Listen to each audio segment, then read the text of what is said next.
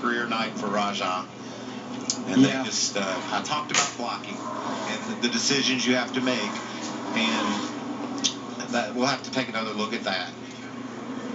No, I think it was definitely a block, and when you look at it, then when he made the block, he got hung in the nose of the 98 right there, and then that was it. Sometimes you just hope for a little bit of a break. I said that when I talked about blocking. If you get a break, but you're racing a guy that doesn't want to give you a break, and in truck racing, there's less give and more take. The AMAR safety team is there. And Rajah had to be thinking when. The speed of that Wendell Scott truck.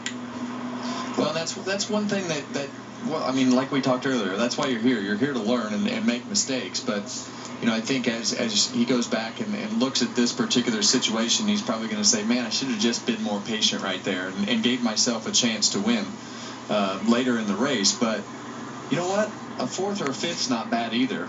Just to build that momentum. It's not, you can't win them all, and it's tough to tell yourself that in a moment, especially when you're got all these young guys with all this enthusiasm and you want to do it right now, but you got to get it to the end.